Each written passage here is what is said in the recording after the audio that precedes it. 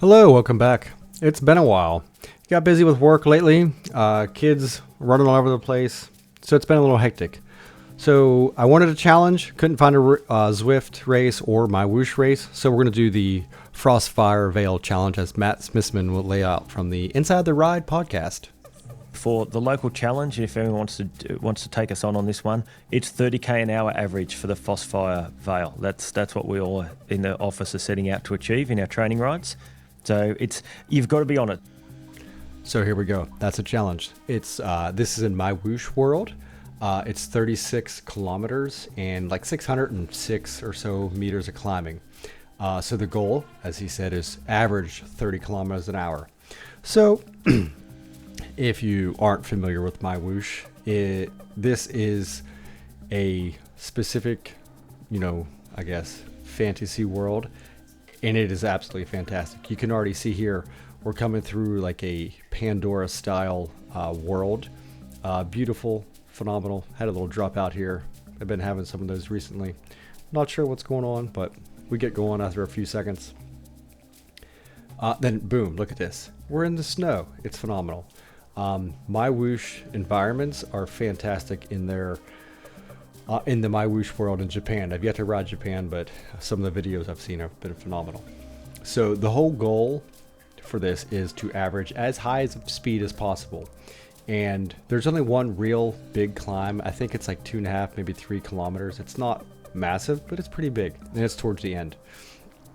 So my goal is to kind of keep around 290 to 300 watts on the flat roughly, and then on all the climbs try to be above 350, which is like just above my threshold. So that's kind of like my goal is to keep hitting each little bump, each roller, keep the power up.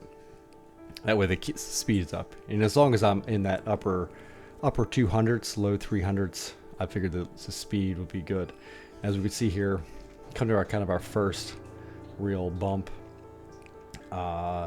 Speed's doing good, and already, like within a few minutes, you're in a different world, and that's what MyWhoosh world does so well. Is every 5 to 10 minutes you're in a complete different area. So like it is absolutely phenomenal. It's excellent riding around. You don't get bored because there's several ways in and out of these places, so you can kind of, for me who loves free riding and roaming, like I still don't know all the turns, where they go and how they connect yet. It is pretty well designed. And like now, look at this, we're underwater. We climbed up into the future city of the old Jetsons. Now we're underwater in whatever the I can't even remember the Star Wars movie. It's Jar Jar Binks, whatever the little world he's on. That's where we're at right now. So here we go, coming up out of it.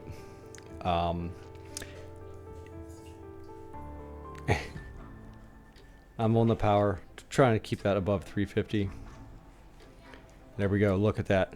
Now we're in some futuristic green city world. I've been through here a good bit. This is a good rolling area. I think there's like a metropolis loop that keeps just looping around this. It's a pretty good route. The biggest thing that I enjoy about this world is, just like I said, you're always up and down. It's always movement. The gradient's changing. The environments around you are just phenomenal. Speed is doing good. I'm going to climb up this little bump and drop down into, I think I dropped it down into a little mushroom land. It's a psychedelic little world. Really cool. Once we get through this old village area, I know we descend. Pretty sure we go into the mushroom area, which is wild looking. Speed's doing great, up over 35. I'm gonna hit 36 going down this hill. And I know I got the speed really ramped up because basically it's just a straightforward challenge. Just no need to really slow it down, but it's a phenomenal.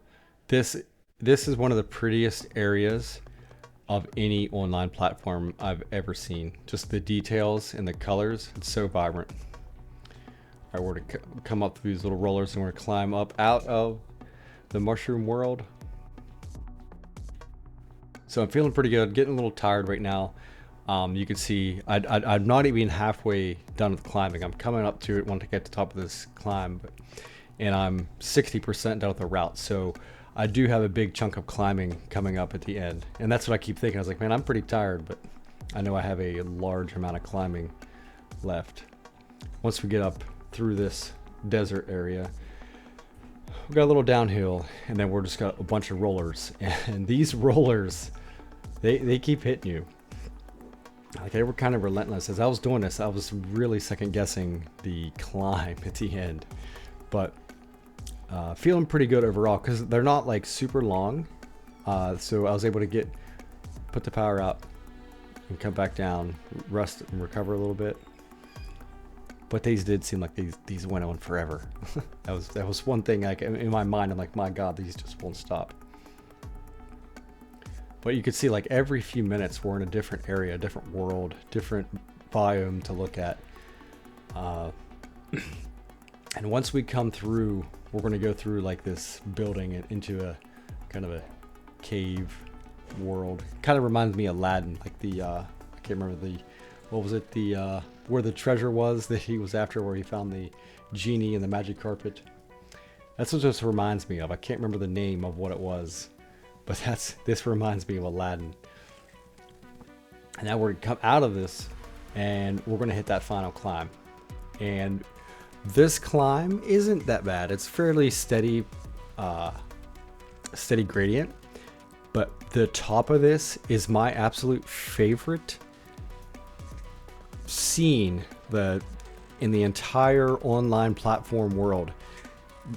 I've yet to find something that personally is just as phenomenal as this, because you're climbing, you can kind of like get glimpses of the volcano and whatever fire is coming at you. All right, whatever thing you got there. But as we get to the top, as we keep working up here, now you can see my speed, like I'm at 34.2.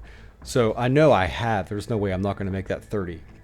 But now, like, the mindset at the bottom of that climb was, can I make 34? Because I know I'm going to slow the climb. So my goal was 34 at this point. Now here it goes. This is the best finish to a climb anywhere. You come up, and there's just lava everywhere. The Falcon Eagle thing is on fire. Phoenix, whatever you want to call it.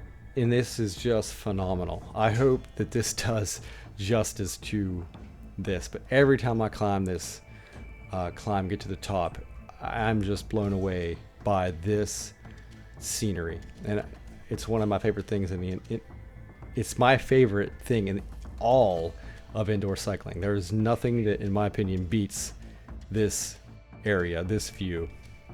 And that's why I love MyWhoosh. The visuals are phenomenal. So, all right, here we go. Now we're bombing downhill. I know I'm going to reach my 34. That's kind of the goal that I set at the bottom of the hill. And we're going to achieve that for sure. This downhill at the end really does help the average speed get ticked up. And this is a phenomenal world. Like, the details on this MyWhoosh world, I can't speak highly enough about what they did with this. So I'm very, very happy that MyWhoosh made this route. The entire MyWhoosh world is very challenging. They went above and beyond with creating this, because it's never easy. It's always up and down. It's very good. So there we went. We went across it. What, 35 point? We're going to get it here. 35.2. There, 35.2 Frostfire Vale challenge. And I ended up averaging like 295, right under 290, 300, like 295, 294 for the whole route. So that was a pretty good workout. Basically hit threshold or above, FTP on all the climbs. That was kind of the goal, and just hit the upper tempo sweet spot area on the flats. So the goal was achieved, and that was a good workout. So if you guys are looking for a good workout, whether you take, might be an hour and a half or whatever, that's still going to push you. Good workout. Had fun. Hope you guys enjoyed this. This is a beautiful world, and have a good evening. Thank you.